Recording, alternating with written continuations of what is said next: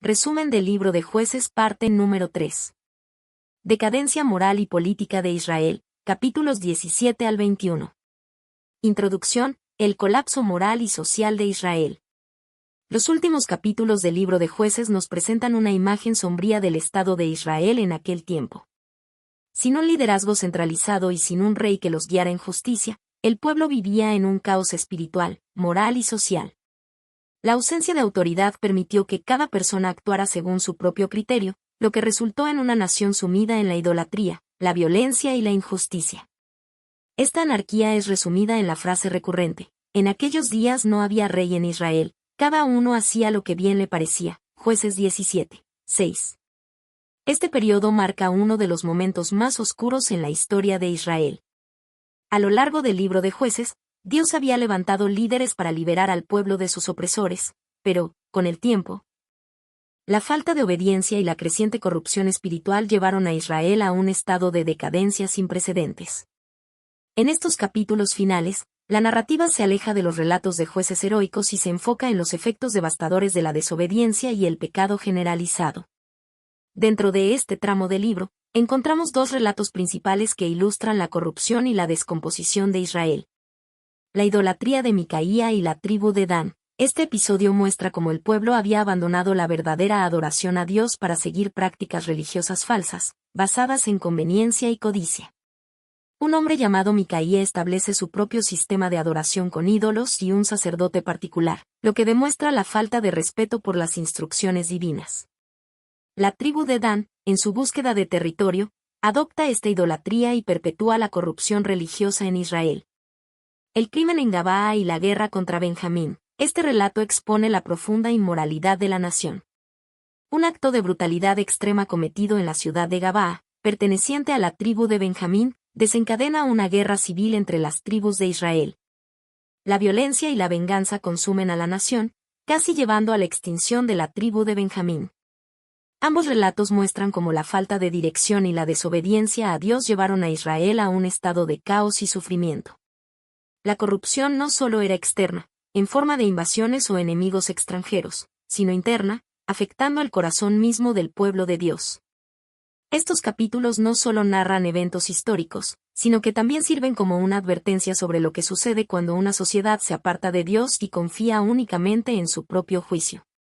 La ausencia de un liderazgo piadoso dejó a Israel en un estado de autodestrucción, demostrando la necesidad urgente de una dirección divina. Este trasfondo prepara el escenario para la futura monarquía en Israel, donde Dios establecerá reyes para traer orden y justicia al pueblo. Capítulo 17. La idolatría de Micaía. En este capítulo, se presenta la historia de Micaía, un hombre de la tribu de Efraín que ilustra la corrupción religiosa que se había extendido en Israel. Su historia comienza con un acto de deshonestidad dentro de su propio hogar, cuando roba 1,100 piezas de plata a su madre. Sin embargo, al escuchar la maldición que ella pronuncia sobre el ladrón, Micaía confiesa y devuelve el dinero. En lugar de reprenderlo por su pecado, su madre lo bendice y consagra parte de la plata para hacer un ídolo, reflejando la distorsión de los valores espirituales en Israel. Micaía toma estos objetos y establece en su casa un santuario privado, fabricando un efod, una vestimenta sacerdotal, y terafines, ídolos domésticos, mostrando así su desprecio por la verdadera adoración a Dios.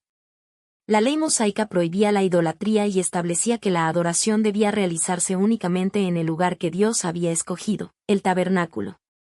Sin embargo, la ausencia de una autoridad espiritual fuerte permitió que estas prácticas erróneas proliferaran. Para legitimar su culto, Micaía designa a uno de sus hijos como sacerdote, lo cual era una grave transgresión, ya que solo los descendientes de Aarón podían ejercer el sacerdocio. Pero cuando aparece un levita errante, procedente de Belén de Judá, Micaía ve la oportunidad de mejorar su culto privado. Le ofrece alojamiento, un salario anual de 10 piezas de plata, ropa y alimento, y lo nombra sacerdote de su casa. La presencia de este levita, en lugar de corregir el error, lo valida, lo que resalta el estado de corrupción religiosa en Israel.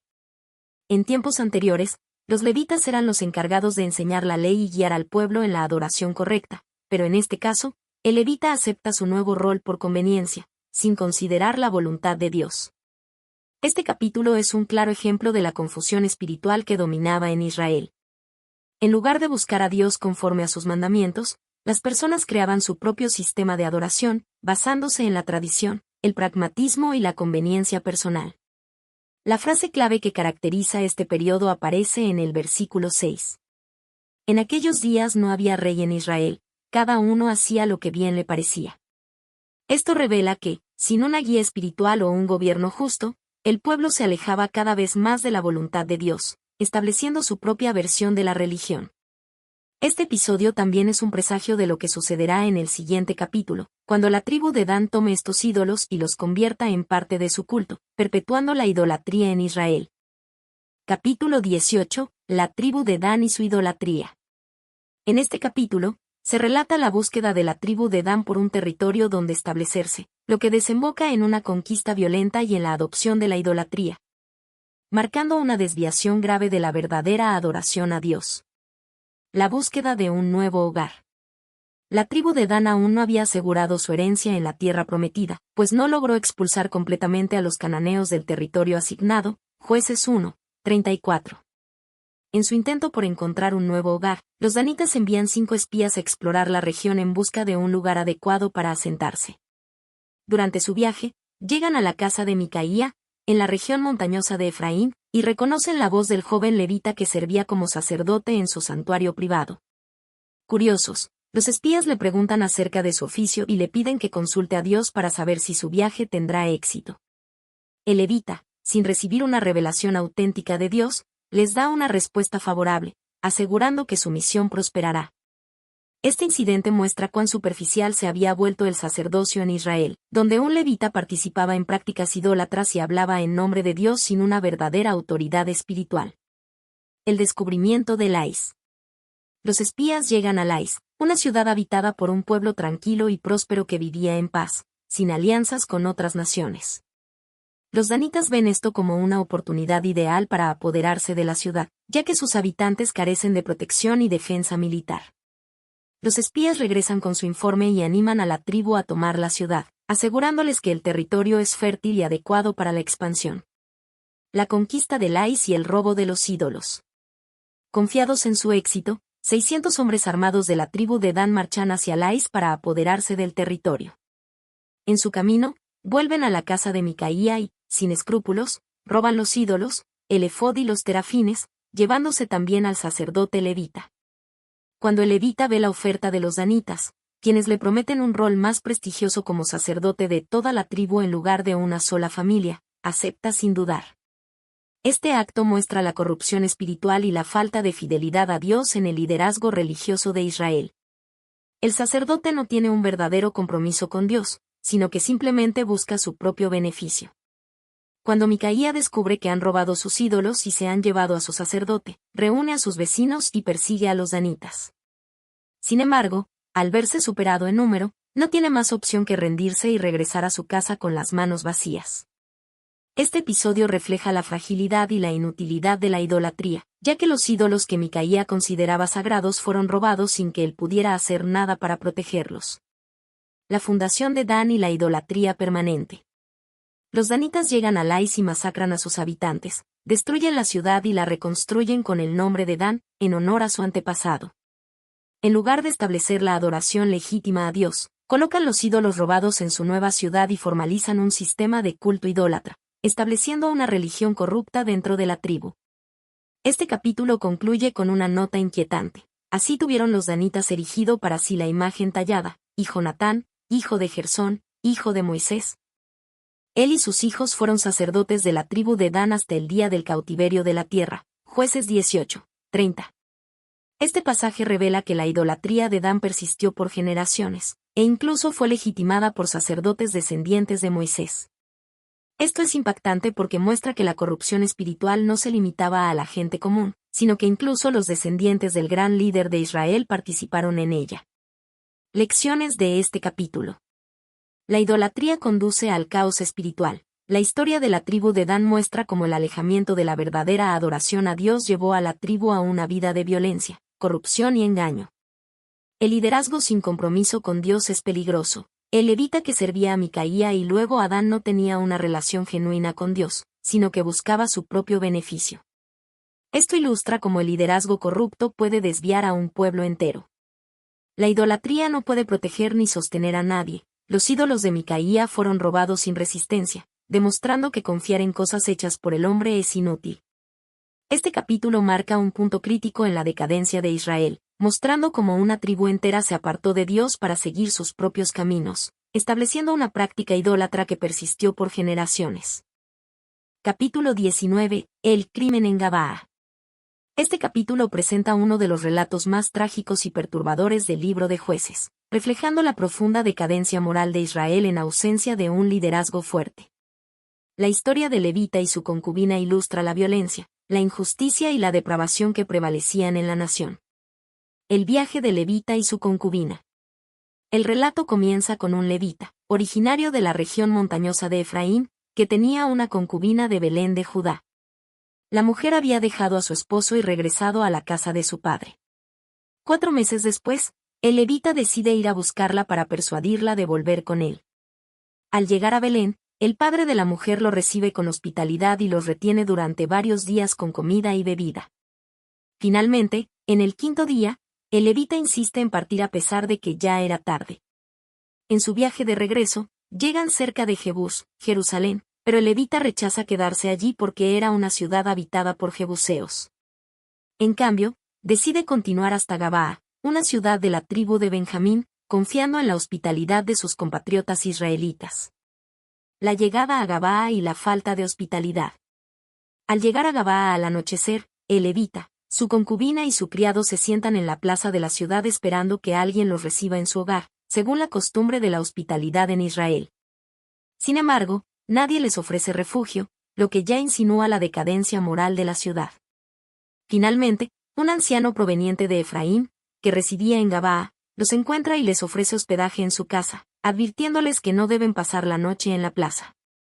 Esta advertencia sugiere que la ciudad era peligrosa y que la falta de moralidad de sus habitantes hacía que quedarse al aire libre fuera riesgoso. El ataque de los hombres de Gabaa. Esa noche, mientras el levita y sus acompañantes descansaban, un grupo de hombres perversos rodea la casa y exige que el anciano les entregue al levita para abusar de él. Este comportamiento es alarmantemente similar al relato de Sodoma y Gomorra en Génesis 19, lo que indica que la corrupción de Gabaa era comparable a la de aquellas ciudades impías. El anciano, en un intento desesperado por proteger a su huésped, ofrece a su propia hija virgen y a la concubina de levita para apaciguar a la turba. Finalmente, el levita entrega a su concubina a los agresores, quienes la abusan brutalmente durante toda la noche. Al amanecer, la mujer logra regresar a la casa y cae en el umbral de la puerta, donde permanece hasta que su esposo la encuentra. La indiferencia del levita y su impactante respuesta. Por la mañana, el levita abre la puerta y encuentra a su concubina tendida en el suelo, sin responder. En un acto de frialdad e indiferencia, le dice, «Levántate y vámonos», sin mostrar ninguna señal de preocupación por su estado. Al notar que ella no responde, la carga en su asno y continúa su viaje a casa. Cuando llega a su hogar en Efraín, el levita toma un cuchillo y descuartiza el cuerpo de la mujer en 12 partes, enviando cada una a una de las tribus de Israel. Este acto estremecedor tenía la intención de despertar indignación y llamar a la acción contra el crimen cometido en Gabaa. Al recibir los restos de la mujer, las tribus de Israel quedan horrorizadas y conmocionadas, provocando un clamor por justicia. Reflexión y lecciones del capítulo. La decadencia moral de Israel. La historia muestra cuán profundamente Israel había caído en la inmoralidad y la violencia. La falta de liderazgo espiritual y político permitió que la injusticia y la crueldad prevalecieran. El paralelismo con Sodoma y Gomorra. La perversión de los hombres de Gabaa recuerda la destrucción de Sodoma, indicando que Israel había adoptado los mismos comportamientos corruptos que una vez condenaron en otras naciones. La deshumanización de la mujer. La concubina es tratada como un objeto tanto por su esposo como por los agresores. Su sufrimiento y muerte reflejan la pérdida de valores y el desprecio por la vida humana. El llamado a la justicia. El levita, aunque en parte responsable por el destino de su concubina, utiliza su muerte para sacudir la conciencia de Israel y provocar una respuesta contra el crimen cometido en Gabaa. Este capítulo marca el inicio de una de las mayores crisis en la historia de Israel, desencadenando una guerra civil que casi lleva a la destrucción de la tribu de Benjamín. Capítulo 20. La guerra civil contra Benjamín. Este capítulo narra uno de los conflictos más devastadores en la historia de Israel, una guerra civil que casi lleva a la extinción de la tribu de Benjamín. La indignación nacional por el crimen cometido en Gabaa desencadena una feroz batalla entre las tribus de Israel y los benjamitas, reflejando el caos y la falta de unidad en la nación. La Asamblea de Israel y la demanda de justicia. Tras recibir los restos de la concubina de Levita, todas las tribus de Israel se reúnen en Mizpa, un lugar de importancia religiosa y política, para discutir el crimen cometido en Gabaa. Un total de 400.000 guerreros se presentan, lo que demuestra la gravedad de la situación y el deseo de tomar medidas drásticas. El levita relata los acontecimientos ocurridos en Gabaa, provocando una profunda indignación en el pueblo. Los israelitas deciden actuar con determinación y envían mensajeros a la tribu de Benjamín, exigiendo que entreguen a los malvados hombres de Gabaa para que sean ejecutados por su crimen. Sin embargo, los benjamitas se niegan rotundamente a entregar a los culpables y, en cambio, se preparan para la guerra en defensa de su ciudad. La resistencia de Benjamín. A pesar de ser una tribu más pequeña, los benjamitas contaban con 26.000 guerreros bien entrenados, incluyendo 700 soldados zurdos expertos en lanzar piedras con la honda con gran precisión. Esta habilidad especial les otorgaba una ventaja estratégica en combate. Por otro lado, las tribus de Israel consultan a Dios en Betel para determinar cómo deben proceder. Dios responde que Judá debe liderar el ataque. Confiados en la victoria, los israelitas marchan contra Gabaa sin prever la ferocidad con la que los benjamitas defenderían su territorio. 3 batallas sangrientas. Primera batalla, derrota de Israel. En el primer enfrentamiento, los benjamitas derrotan a Israel de manera inesperada, matando a 22.000 soldados. Este revés sorprende a las tribus de Israel, quienes, desconcertados, vuelven a consultar al Señor. Segunda batalla, nueva derrota para Israel. Dios confirma que deben continuar la lucha, por lo que los israelitas atacan nuevamente. Sin embargo, en el segundo día, los benjamitas vuelven a salir victoriosos, matando a 18.000 soldados más. La tribu de Benjamín, aunque numéricamente inferior, demuestra ser una fuerza formidable en combate.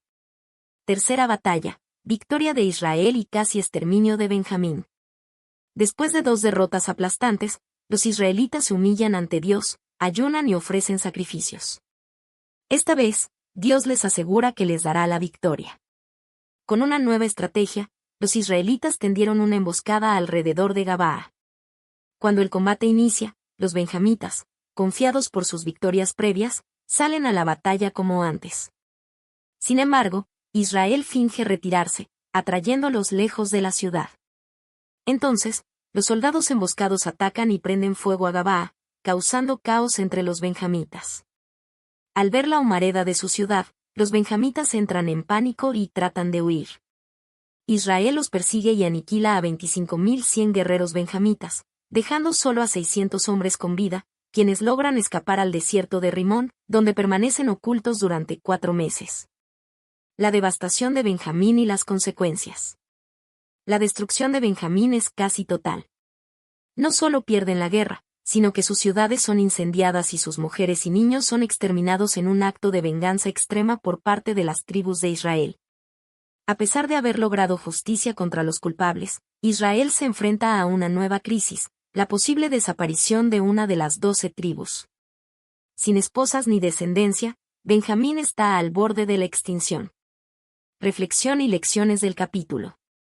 Las consecuencias de la anarquía y el pecado, la falta de un liderazgo central y el alejamiento de Dios permitieron que la maldad creciera dentro de la nación. Lo ocurrido en Gabaa no solo fue un crimen aislado, sino un reflejo del estado moral decadente de Israel. El peligro del orgullo y la división, la negativa de Benjamín a castigar a los culpables condujo a la guerra. Su orgullo y terquedad los llevaron a una destrucción casi total. La justicia sin misericordia, aunque Israel tenía razón al exigir castigo, su reacción fue extrema. La venganza llevada al extremo casi resultó en el exterminio de una tribu entera. Dios debe ser el centro de la nación. La historia muestra cómo, sin Dios, Israel se fragmenta en caos y violencia. Solo cuando buscan a Dios con humildad logran la victoria, pero el costo de la guerra civil es devastador. Este capítulo deja abierta una gran incertidumbre. ¿Cómo podrá Benjamín recuperarse después de esta masacre? La respuesta se encuentra en el capítulo 21, donde las tribus intentan remediar las consecuencias de su furia descontrolada. Capítulo 21. La restauración de Benjamín. Después de la devastadora guerra civil contra Benjamín, las tribus de Israel enfrentan un dilema moral y existencial. Una de las 12 tribus de Israel está al borde de la extinción. Lo que comenzó como una búsqueda de justicia se ha convertido en una crisis nacional. En su angustia, los israelitas buscan una forma de restaurar la tribu de Benjamín, pero su solución, en lugar de ser guiada por principios divinos, refleja la persistente decadencia moral y espiritual de la nación. El remordimiento de Israel. Tras la masacre de Benjamín, los israelitas se reúnen en Betel, llorando amargamente por la tragedia que han provocado. Se dan cuenta de que, en su afán de hacer justicia, han llevado la venganza demasiado lejos. Ahora, una de las tribus de Israel está a punto de desaparecer, y el pacto de Dios con su pueblo está en riesgo. En su dolor, claman al Señor. Oh Jehová, Dios de Israel, ¿por qué ha sucedido esto en Israel? ¿Que falte hoy una tribu en Israel? Jueces 21, 3. El problema es aún más grave porque, antes de la batalla, los israelitas habían hecho un juramento en Mizpa. Ninguno de nosotros dará su hija por mujer a los benjamitas. Jueces 21, 1. Este voto impide que las pocas personas que quedan en Benjamín puedan casarse dentro de Israel, asegurando su extinción. Conscientes de la gravedad de su juramento, los líderes buscan una solución para restaurar a Benjamín sin quebrantar su palabra. La solución: mujeres de Jabes de Galaad. Al examinar su situación, los israelitas se dan cuenta de que no todas las ciudades participaron en la batalla. Descubren que la ciudad de Jabes de Galaad no acudió a la asamblea de Mizpa ni a la guerra contra Benjamín. Aprovechando esta omisión, deciden castigar a Jabes de Galaad por su falta de lealtad y, al mismo tiempo, resolver el problema de Benjamín. Envían un ejército para matar a todos los varones y mujeres casadas de Jabes de Galaad, dejando con vida únicamente a las 400 doncellas vírgenes. Estas jóvenes son entregadas como esposas a los 600 benjamitas sobrevivientes en Rimón, permitiéndoles comenzar a reconstruir su tribu. Sin embargo, esta solución no es suficiente, ya que todavía faltan esposas para algunos de los benjamitas. El secuestro en Silo. Aún enfrentando la restricción de su juramento, los israelitas idean un nuevo plan para proporcionar más esposas a los benjamitas sin romper directamente su voto. Se percatan de que cada año, en la ciudad de Silo, hay una festividad en honor al Señor, en la cual las jóvenes salen a danzar en los viñedos. Los ancianos de Israel instruyen a los benjamitas para que se escondan en los campos y, cuando las jóvenes salgan a bailar, las secuestren y se las lleven como esposas. Cuando los familiares de las jóvenes protesten, los ancianos planean persuadirlos, diciéndoles que, aunque no dieron a sus hijas en matrimonio, tampoco las entregaron directamente, lo que les permitiría evitar la culpa de haber roto su juramento. Así, los benjamitas siguen las instrucciones, secuestrando a las jóvenes de Silo y regresando a sus tierras para reconstruir su tribu. El fin del libro de Jueces, una nación en caos. Con la restauración de Benjamín, la guerra civil finalmente concluye y las tribus regresan a sus tierras. Sin embargo, el final del libro de Jueces no es un cierre de restauración espiritual, sino una condena al estado moral de Israel. El último versículo resume la condición de la nación en ese tiempo. En aquellos días no había rey en Israel, cada uno hacía lo que bien le parecía. Jueces 21, 25. Esta declaración no solo explica el caos de este capítulo, sino que encapsula todo el libro de Jueces. Israel había abandonado la ley de Dios y cada persona actuaba según su propio criterio, lo que llevó a la idolatría, la violencia y la injusticia. Reflexiones del capítulo 21. La justicia sin misericordia trae destrucción. La guerra contra Benjamín comenzó como un acto de justicia, pero se convirtió en una masacre impulsada por la ira. Aunque el pecado debía ser castigado, la falta de misericordia casi llevó a la extinción de una tribu entera. Las soluciones humanas sin dirección divina conducen al pecado. En lugar de buscar verdaderamente la guía de Dios, Israel resolvió el problema de Benjamín con engaño, violencia y secuestro, demostrando que su moralidad estaba corrompida. El caos de una nación sin liderazgo espiritual. El libro de Jueces termina sin un héroe redentor, mostrando que Israel estaba en desesperada necesidad de un líder justo. Esta anarquía preparó el camino para la futura demanda de un rey, lo que eventualmente llevaría a la monarquía bajo Saúl y David. Conclusión. El capítulo 21 de Jueces cierra un periodo oscuro de la historia de Israel. La nación está moralmente quebrantada, sus líderes toman decisiones basadas en su propio juicio y no en la voluntad de Dios. Aunque Benjamín es restaurado, el método usado refleja la continua degradación de Israel. El pueblo necesita urgentemente un liderazgo justo y una restauración espiritual, algo que solo encontrarán cuando vuelvan su corazón a Dios. Conclusión. Los capítulos finales de Jueces presentan un panorama desolador de Israel, marcado por la anarquía, la idolatría y la corrupción moral. En ausencia de un liderazgo fuerte y temeroso de Dios, cada individuo actúa según su propio criterio, sin una guía clara que dirija al pueblo hacia la justicia y la verdad. La idolatría ha distorsionado la adoración a Dios, la violencia ha sustituido la justicia y la cohesión nacional se ha desmoronado en conflictos internos. El clímax de la narración, con la guerra civil contra Benjamín y la caótica restauración de la tribu, es una muestra extrema de la decadencia de Israel cuando se aparta de la ley de Dios. Lo que comenzó como una nación elegida, con la promesa de una tierra y una relación especial con Dios, se ha convertido en una sociedad fragmentada y espiritualmente perdida.